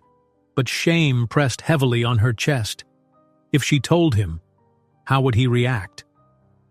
Morning came too soon. She left the bakery in her grandfather's hesitant care, promising she'd return as quickly as possible. The drive across town felt surreal, each street lamp and shop window passing in a blur. Her heart pounded as she pulled into the modern office building's parking lot. Tall glass walls loomed overhead, reflecting the midday sun. Damien's assistant waited in the sleek, marbled lobby. Without a word, he led her down a corridor lined with abstract paintings, then into a polished conference room. Long windows offered a commanding view of the city, and a glossy table stretched between them, its surface reflecting the bright overhead lights. A few chairs were arranged around it, and seated at the head was Damien Whitmore himself. Her breath caught in her throat at the sight of him. She remembered the warmth of his arms around her, that fleeting moment of connection. Now the man before her appeared every inch the powerful executive, jaw set, eyes sharp, shoulders tense in a tailored suit. Still, there was something in his gaze she recognized, an undercurrent of hurt, confusion, maybe even anger. And beneath all that, a flicker of concern she couldn't quite name. He waited until the assistant quietly exited and closed the door before speaking. "You vanished," he said flatly, tapping the table with his fingertips. "I tried to find you sooner, but it took time. You made sure of that." She bit her lip, stepping forward but not daring to sit. "I'm sorry. I needed to figure things out." Damien's jaw tightened. "Figure things out," he repeated. "Like how you were going to explain sneaking onto my yacht in a fake uniform." A flush crept up her cheeks. Yes, that was—" His words spilled out in an almost bitter rush. "I defended you, in front of my own guests, my staff, my business partners, because I thought you were just some fearless young woman who needed a chance. Turns out I knew less than I imagined." Guilt coiled in her stomach. She took a tentative step closer to the table. "I never wanted to deceive you. I just didn't have any other options for the bakery. If I didn't find someone like you to help, I'd lose everything my family built." He eyed her, the tension in his face unsoftening. "And so you trespassed, lied to my staff, lied to me, and disappeared the second the party ended, without so much as a phone call." She forced herself to meet his gaze. "I panicked. I thought that if you realized how desperate I was, you'd see me as a fraud, a gold digger. And then, well, things got more complicated afterward." Her voice caught. The pregnancy hovered on her lips, but fear kept it locked away. Damien leaned back in his chair, crossing his arms. "There are ways to approach an investor without resorting to impersonation. Don't insult me by saying you couldn't do better." She swallowed. "You're right. It was reckless. I'm sorry." The silence between them vibrated with tension. Alana could sense a storm of questions in his expression, but he held them back. Finally, he pushed a slim folder across the table. She glanced down, perplexed. He said, "These are copies of complaints my partners have prepared. They accuse you of trespassing and unauthorized access to personal property." He exhaled, running a hand through his hair. "They want me to make an example of you." Her stomach dropped. Quietly, she opened the folder, scanning official letters that spoke of potential fraud and even blackmail. Words like legal action jumped out at her, making her hands tremble. "But I never wanted to—" "They don't care." His voice was subdued now, as though the fight had drained from him. "All they see is a woman who snuck onto a private yacht to glean inside information. They're paranoid, convinced you might have spied on sensitive deals or recorded private conversations to exploit them later. Of course, we both know that's not true. But they want you prosecuted." She sank into a chair, the weight of the papers pressing on her chest. "Damien," she whispered, stricken. "You can't be serious." He studied her for a moment, then stood, pacing by the window. "I'm not sure what to do. Part of me wants to toss these in the trash. But if I ignore them, my board will drag us all into a public scandal. My family's name is not something they take lightly. And the rumors about how I protected you that night—" He shook his head. "They're painting me as reckless for letting you slip away in the first place." She buried her face in her hands. "I never meant to ruin your reputation. He cut her off gently. "I know, but it's not that simple now. They want to see that I'm taking action. I've scheduled a formal hearing with the board in a few days to discuss how to proceed." Her panic spiked. Images of court summons, police knocking at the bakery door, her grandfather collapsing under the stress raced through her mind. On top of it all, she was pregnant, something she still hadn't found the courage to confess. A sheen of tears threatened, but she forced them back. "Is there any chance they'll drop it?" Damien leaned against the window frame, his voice taking on a weary tone. If I can offer them proof that you're no threat, maybe. But I need to be certain, too. What else aren't you telling me? Her pulse hammered. This was the moment. She could come clean about the pregnancy, reveal everything. But her mouth stayed clamped shut. Fear strangled her words. Instead, she shook her head numbly. I've told you all you need to know. I was desperate. I didn't want to lose the bakery. He let out a humorless laugh. You expect me to believe you risked your freedom over bread? It's not just bread, she snapped, frustration flaring. It's my family's legacy. My grandfather poured his soul into that place. He taught me everything about hard work, about standing by your values. I couldn't watch it die because of a debt I can't repay. Damien's eyes flicked to the folder in her hands, then back to her face. I believe you care about your bakery, but my board doesn't. They only care about protecting themselves, and right now, you look like a liability to them. She swallowed. Damien, please. His gaze hardened for a moment, though his anger seemed more directed at the situation than at her. We need a plan, he said. Something that shows you're cooperating, that you didn't do this to harm anyone. If we can keep this quiet, maybe they'll settle. Alana nodded, clinging to the faint glimmer of hope in his words. Anything. Tell me what to do. Before he could answer, the conference room door opened. A middle-aged man in a tailored suit stepped in, looking every bit the seasoned corporate shark. She recognized him from the yacht, one of the more vocal guests who had eyed her with suspicion. Damien, the man said, ignoring Alana altogether. We're due to discuss these charges. I see you've already begun without me. Damien's jaw tightened. Mr. Barber, I'm handling it. Barber shifted his cold gaze to Alana, lips curling in disapproval. So you're the intruder. We suspected as much. Without waiting for her response, he turned back to Damien. This meeting will decide our legal course, including any restitution. We can't have a scandal tarnishing the company's image. Alana's stomach twisted at the word scandal. She braced for Barber to demand her immediate arrest. Instead, he set a laptop on the table, tapping its lid. All the necessary evidence is documented here. Whether we take it public or keep it internal depends on how you handle this, Mr. Whitmore. His tone dripped with implied threats. If you protect her, the board might see it as a breach of your leadership responsibilities. We've already had one too many rumors about you fraternizing with questionable characters. Her cheeks flamed. Damien's expression darkened, a protective edge flashing in his eyes. I'm aware of my responsibilities, Mr. Barber. Let me speak with the rest of the board. We'll make a decision that suits everyone. But Barber only shook his head. You have until the end of the week. If no disciplinary action is taken against Miss Alana, is it? Then we proceed with legal filings. A thin, triumphant smile stretched across his face. We can't afford to look weak. He scooped up his laptop and strode out, leaving the thick tension in his wake. Alana exhaled a shaky breath, tears threatening to break free. Damien pinched the bridge of his nose as if warding off a headache. Silence stretched between them. She stood, that folder still in her trembling hands, and whispered, I'm so sorry. His gaze flicked up, sadness mingling with frustration. I know. He paused, letting out a heavy sigh. Look, I'll try to convince them not to pursue charges.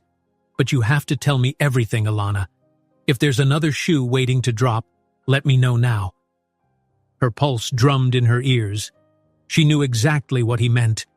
The pregnancy would come out eventually, especially if they delved into her finances or medical records. But the words lodged in her throat. Her fear of losing everything, from his respect to any chance of a solution, locked her in place. She managed a faint nod. I promise there's nothing else. I'll cooperate however you need. His eyes flickered with doubt, but he didn't press further. He slid the conference room door open. We're done for now. Numbly, she gathered her things, stepping out into the corridor. The bustle of the office building surrounded them, employees dashing between cubicles, phones ringing, the subdued hum of corporate life. Damien walked with her in tense silence toward the elevator. She felt the heat of his presence, but neither spoke. When they reached the end of the hallway, she turned, unsure of what else to say. He stood there, a swirl of emotions warring in his expression. Then, almost as if compelled by something deeper, he stepped closer. His voice dropped, gentle yet urgent. "Tell me what you're hiding." She froze, breath catching in her throat at the genuine concern in his eyes.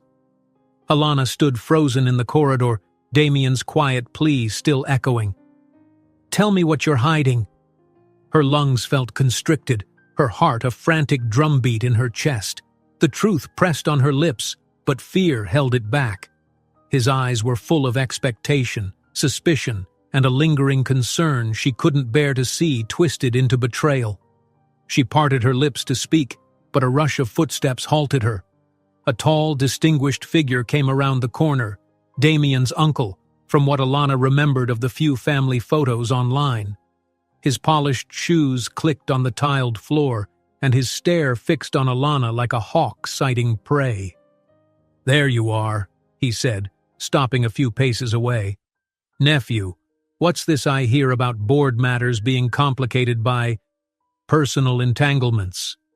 He cast Alana a look of pure disapproval. The tension in the air solidified into something sharper. Damien drew himself up, his jaw rigid. "We're in the middle of a conversation, Uncle." His uncle's gaze lingered on Alana, assessing her. She felt uncomfortably small, not just because of his obvious wealth and influence, but because of the silent accusation in his eyes. "I can see that," he said, tone clipped. "Care to introduce me properly, or should I assume this is the same woman from the yacht scandal?" Alana's cheeks blazed. Damien held his ground. "This is Alana," he said, ignoring the barbed hint. "We've been discussing how to handle a misunderstanding with the board." "A misunderstanding?" The older man's mouth twisted in a half-smile. "I'm aware of the fiasco your father's old partners are complaining about. Don't think you can keep this from the family. You know how valuable the Whitmore name is, and we can't afford a parasite feasting on it." The insult jolted Alana. She opened her mouth to defend herself, but Damien spoke first, voice tight with anger. "That's enough," he snapped. "Alana isn't some opportunist looking for money, isn't she?" His uncle cut in swiftly, turning a cold stare on her. "I heard quite a tale. She sneaked onto your yacht. You shielded her, then she disappeared. Now you're risking the board's trust, possibly your position, in an effort to protect her. Why else would a woman go to such lengths unless she wanted something bigger?" Alana's throat constricted. She'd known the rumor mill was savage, but hearing it delivered so bluntly hurt far more than she expected. Damien's knuckles whitened at his sides, yet his uncle pressed on. "Let me guess. The next step is demands for hush money, or an attempt to blackmail you with some contrived sob story." He surveyed Alana's startled expression. "If she hasn't done it yet, trust me, she will. If we're not careful, this entire fiasco could explode into a media scandal that drags the Whitmore brand through the mud." "That's not fair," Alana managed, voice trembling with the effort to stay calm. "I never asked for hush money. I only wanted help with..." "Help with what exactly?" His uncle took a step closer, crowding her personal space. "Hoping you could worm your way into the family fortune?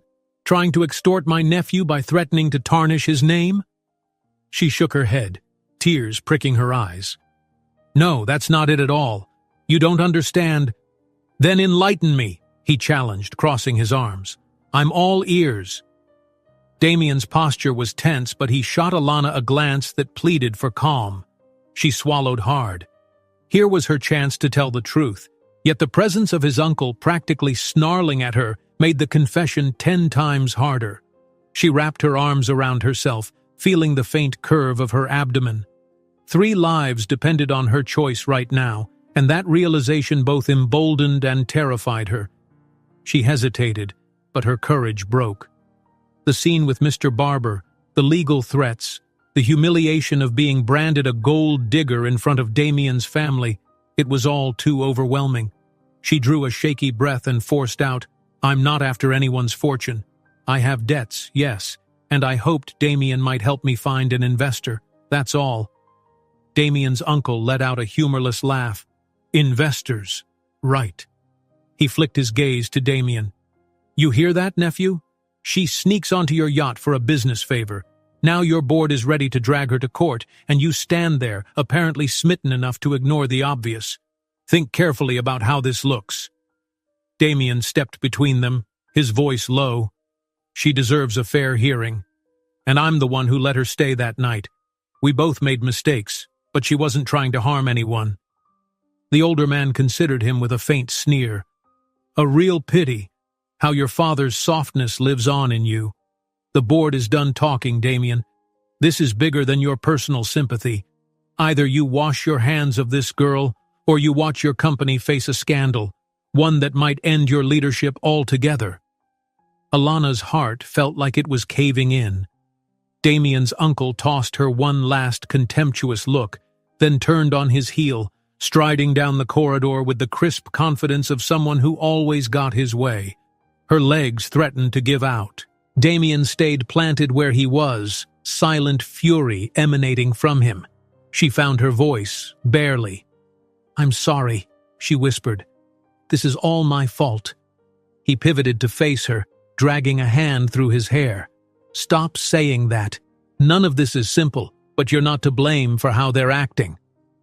Her stomach churned, lurching with a wave of nausea that had become distressingly familiar. She pressed a hand over her abdomen, fighting back the dizziness. Damien's expression flashed with alarm.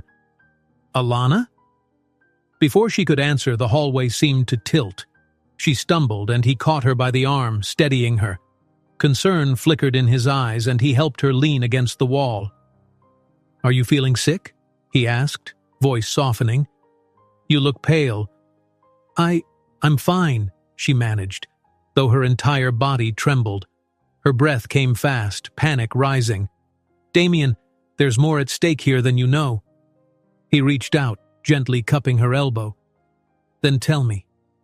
"I'm tired of half-answers." Her pulse raced.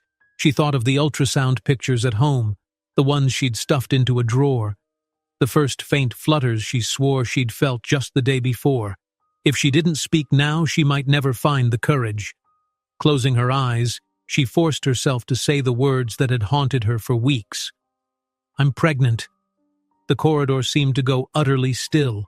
Her voice came out small, but it resonated in the hush. "It's yours, Damien. I found out after that night on the yacht. I didn't know how to tell you, or how you'd react, or if you'd even believe me." His hand slipped away from her elbow, and for a second she thought she saw raw shock ripple across his face. The seconds dragged heavy and loaded, as though the entire building held its breath. Finally, he spoke, voice tight. "Pregnant. You're sure?" She nodded, eyes brimming with tears. I've been to the doctor. It's triplets." The words sounded surreal even now. He stared at her, the color draining from his face. His fingers curled at his sides, every emotion flickering across his features. Surprise, disbelief, a flicker of awe, and then a fresh wave of anxiety. "Why didn't you tell me sooner?" She swallowed. "Because I was terrified. Of this exact moment. Of you thinking I was just after your money.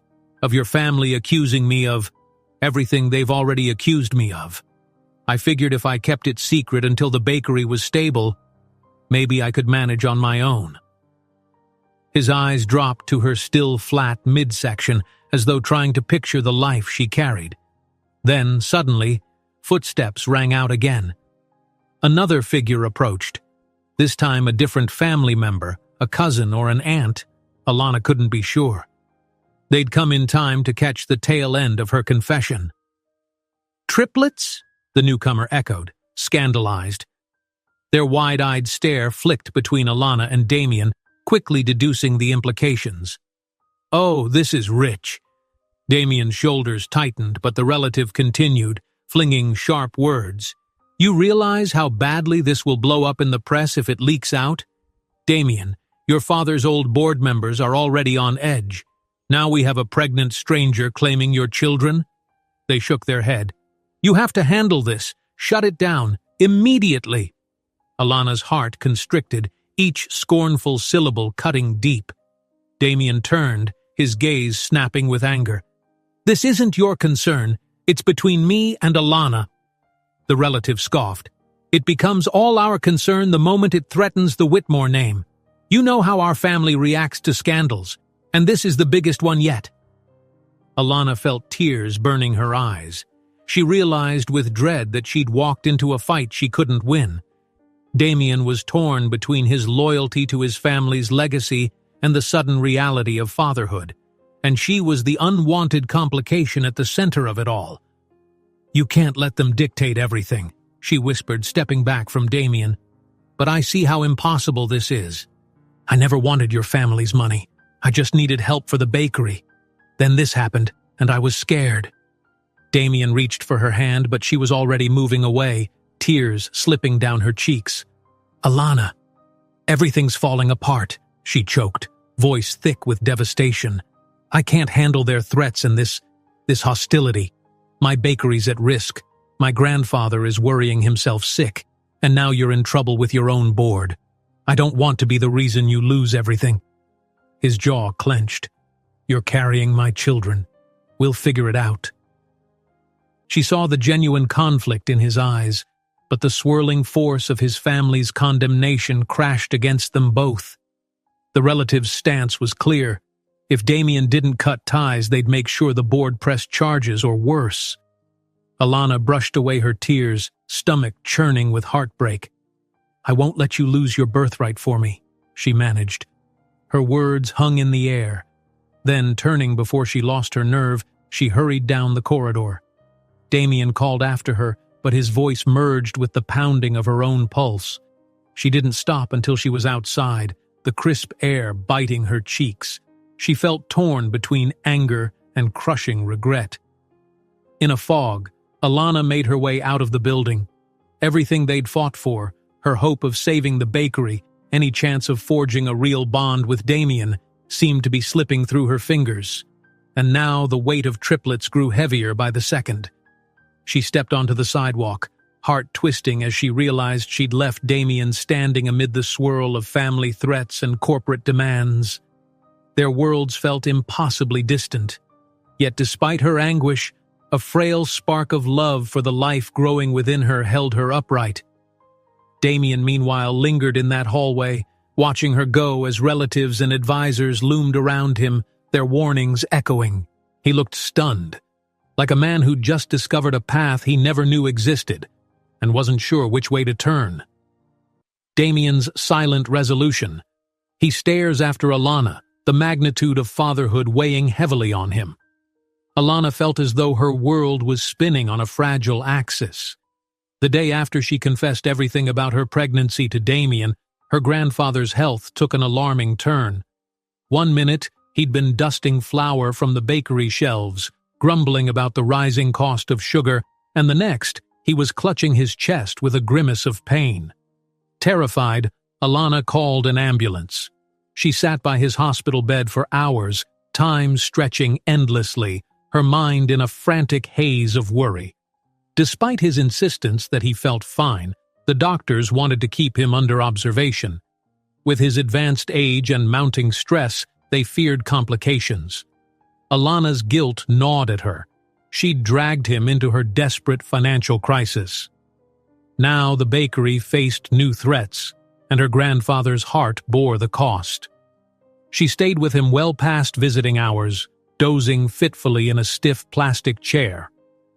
On the third morning, she woke to find a notice pinned to the bakery's door when she swung by to pick up supplies. The paper declared an impending seizure. Unpaid debts had piled high enough that creditors were ready to foreclose on the business. She stood there, numb, the crisp dawn air biting her cheeks.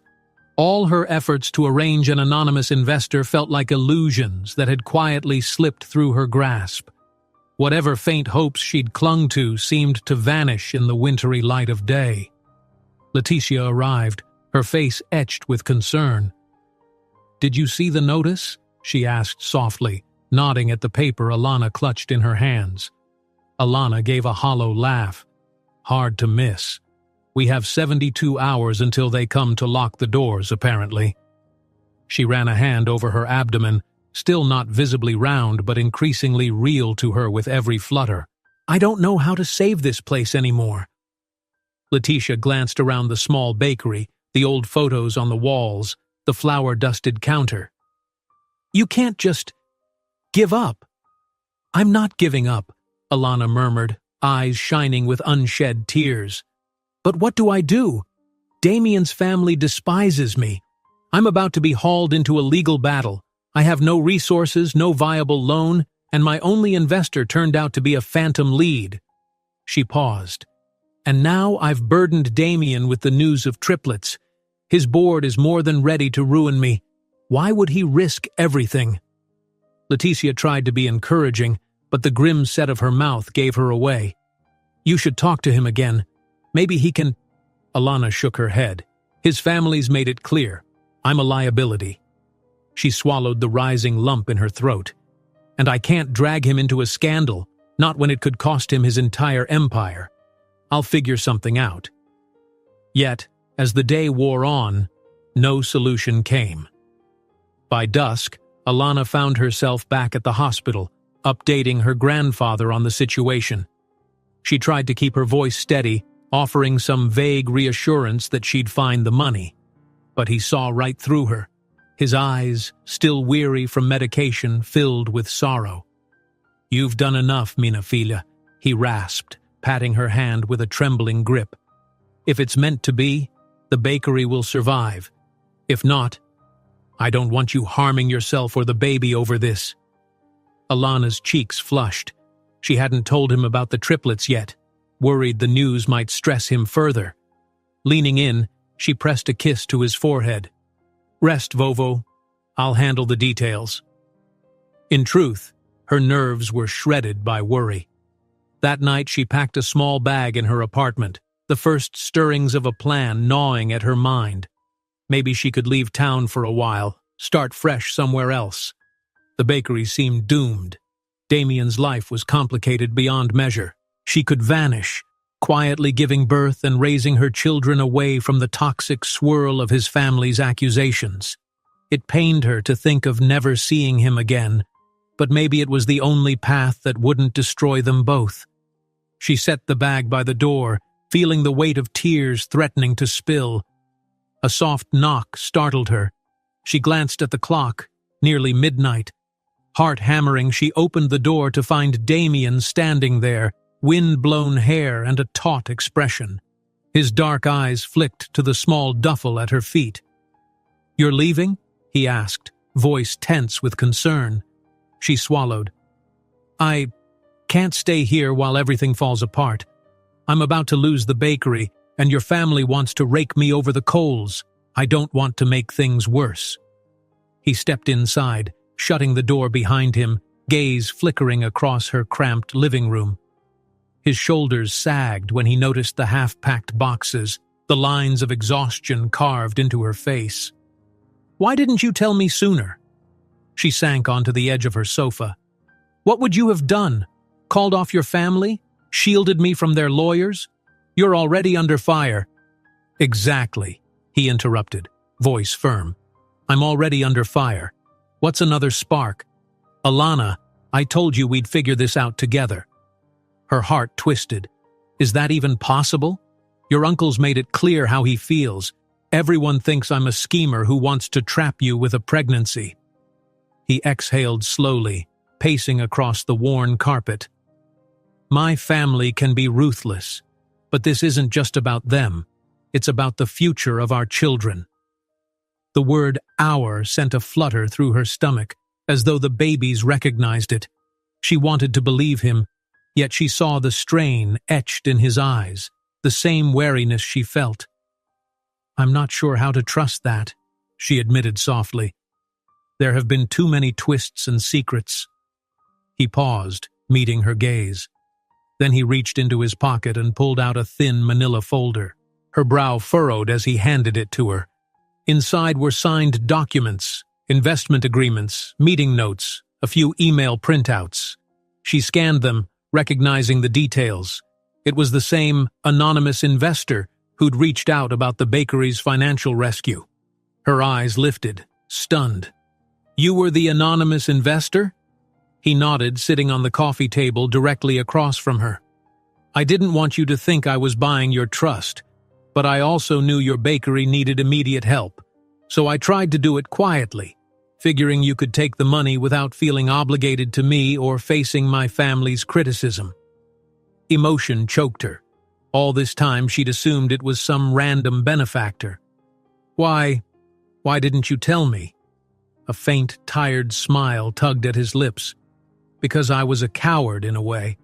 I didn't know how to approach you after I found out about your disguise at the yacht. Then rumors flared. My family got involved. It became messy. I hoped at least I could secure your bakery in the background. I never meant to make you worry or push you into a corner." Tears prickled in her eyes. "Damien, do you know how much time and hope that would have saved me?" He reached for her hand, threading his fingers through hers. "I'm sorry. I thought I was doing the right thing by staying hidden, but I see now it only caused more confusion." She shook her head, shoulders trembling with a mix of relief and frustration. He pulled her into a gentle embrace, the warmth of his body steadying her for a moment. She could feel the tension in his arms, the weight of everything pressing on him. The board, his family, the scandal, and now triplets. Yet beneath it all, there was genuine concern, maybe even something deeper she dared not name. "Listen," he said quietly, pulling back to look into her eyes. "I'll clear your bakery's debt first thing in the morning. I'll handle the creditors myself. You won't have to worry about that notice on the door." She blinked. "But the board, your uncle, they're going to accuse you of funneling money to me for personal gain." His jaw tightened. "Let them. I'll figure out a legal channel, maybe a formal investment. I'm not walking away. You and our children deserve better than that." Her chest clenched with a fierce blend of gratitude and apprehension. "It sounds so easy when you say it like that," she whispered. "But your family won't make this easy. And I'm still terrified of what the public might think. They might twist the story, call me a gold digger, or paint you as reckless." His eyes flashed with determination. "I won't let them tear us apart. If you'll trust me, if you'll stay and fight, I promise I'll put everything on the line to protect you, the bakery, and our babies." A wave of emotion crashed over her. She placed a hand over her abdomen, where their children grew day by day. The idea of going it alone had seemed like her only option hours earlier. Now, with Damien's arms around her, she could almost believe there was hope. But the sting of betrayal, the fury of his relatives, and the looming legal threats still loomed large. Could she take the risk of letting him in fully? One misstep, and the scandal could erupt, dooming them all. She looked into his eyes, searching for any hint of insincerity. She only found earnest resolve there. It sparked an ember of courage within her, enough to whisper, "I don't know if I can do it, Damien. Everything's so messed up." He smoothed a tear from her cheek. "I know, but I can't let you carry this alone. Whatever it takes, we'll face it together." She wanted so desperately to believe that, to let herself fall into the safety of his promises. Yet the echoes of his uncle's threats, the scorn of the board, and the memory of her own deceptions haunted her. And what if Damien changed his mind under mounting pressure? Sensing her wavering, Damien cupped her face gently. "I'll prove it. Just give me one chance," he said, voice quiet but resolute, leaving her torn between hope and doubt. Sunlight bathed the bustling street in a soft glow as Alana stepped onto the sidewalk in front of her grandfather's bakery. Gone were the faded paint and the gloomy air of impending closure that had once haunted this place. In their stead, a fresh sign gleamed above the doorway, its lettering bold and proud. The old wooden door, newly refurbished, stood open to welcome anyone who passed by. She paused for a moment, taking in the sight of neighbors and curious onlookers gathering outside. A flutter of nervous excitement filled her chest. Only a few weeks ago she had wondered if the bakery could ever reopen at all. Now it stood polished and ready, like a second chance at life. The faint hum of cars from the nearby avenue provided a soothing backdrop as she glanced at the freshly painted facade. Soft, inviting aromas of freshly baked bread and pastries wafted through the open door, hinting at a celebration soon to begin.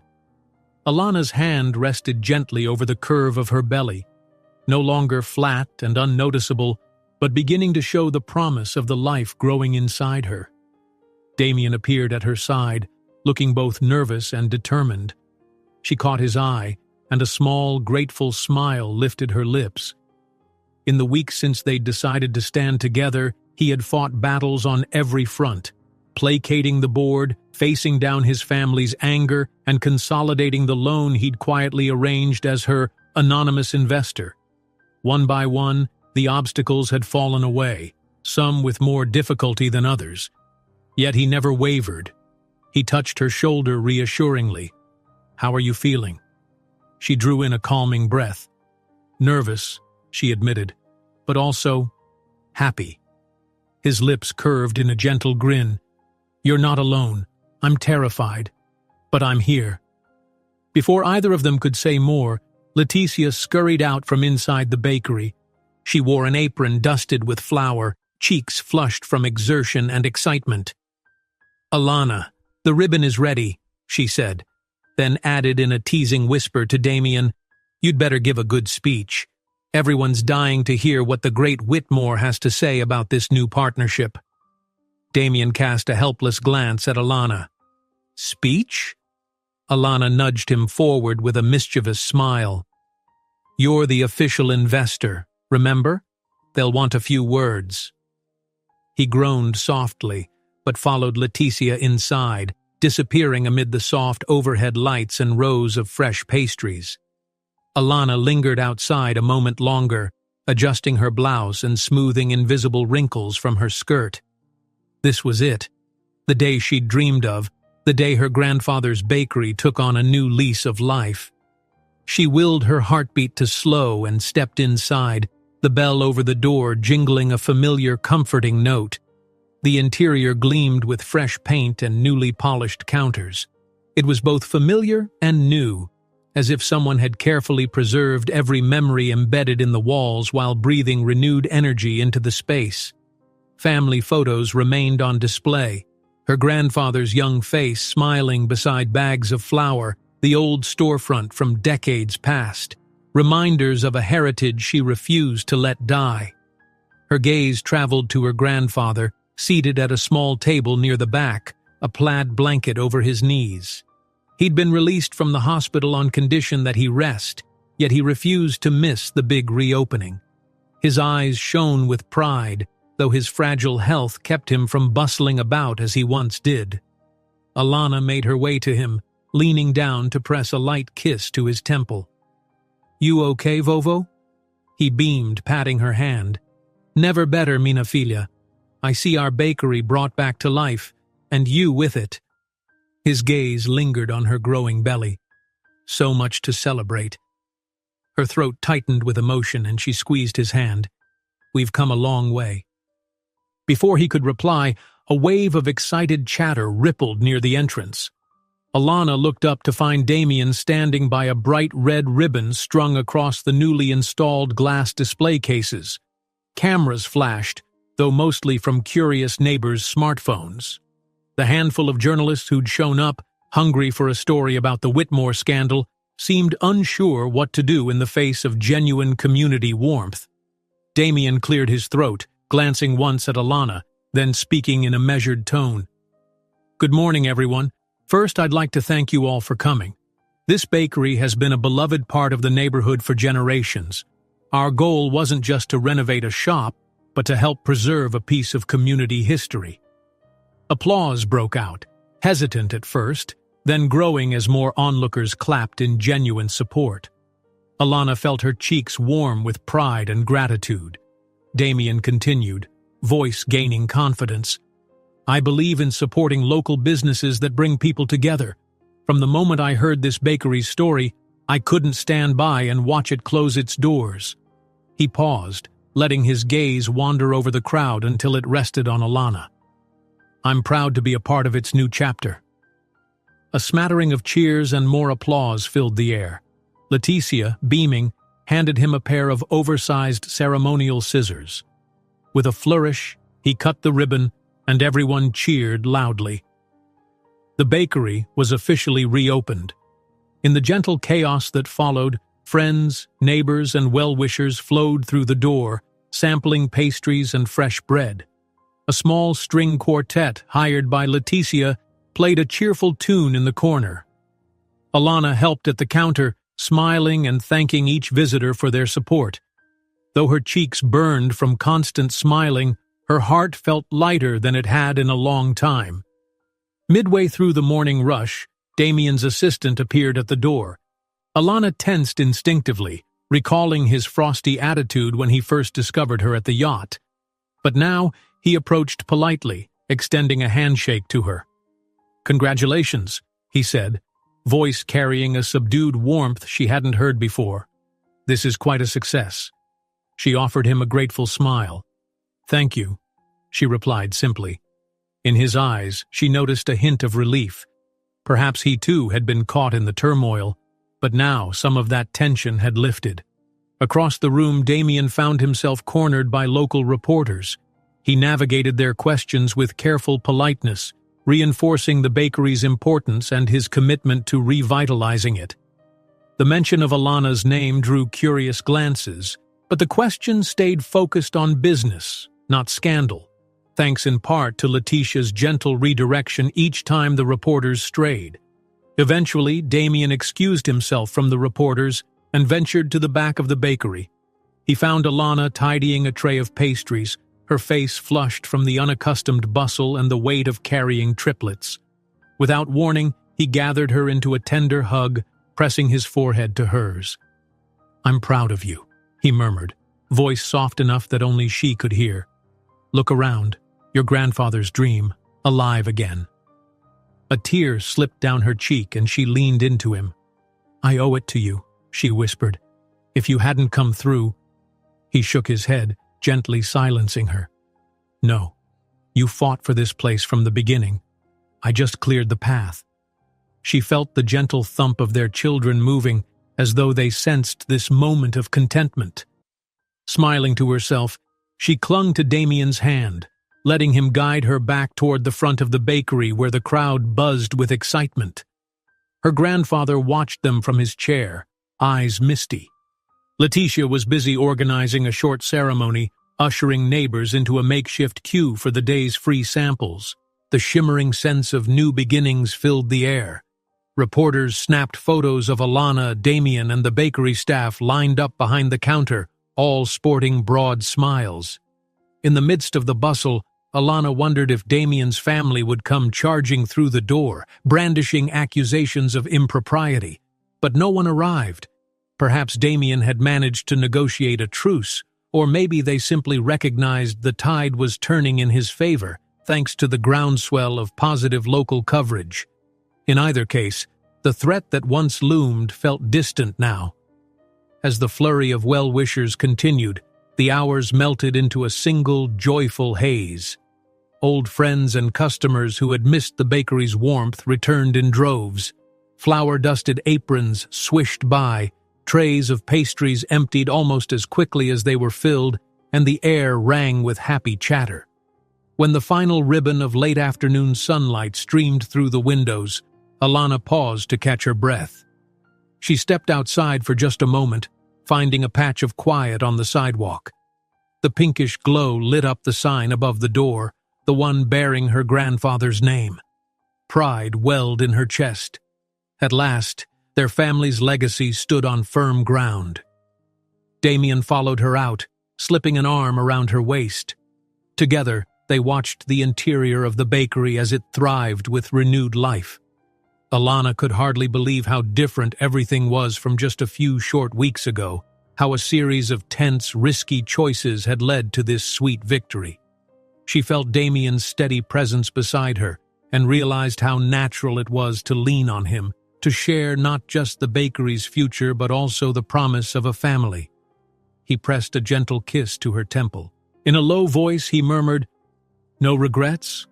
She turned to meet his gaze, her answer shining in her eyes before she even spoke. "None," she whispered. "Only gratitude." A warm hush fell between them, each fully aware of the path they'd taken. From secrets on a yacht to a shared dream in a beloved bakery, and soon to welcoming 3 new lives into their world. Whatever challenges lay ahead, they were ready to face them together. As the bakery's doors swung open to cheering customers, Alana rested her head on Damien's shoulder. "Sometimes secrets start on a yacht," she mused softly, "but they can end in a home filled with love." If you enjoyed this story, don't miss the next one.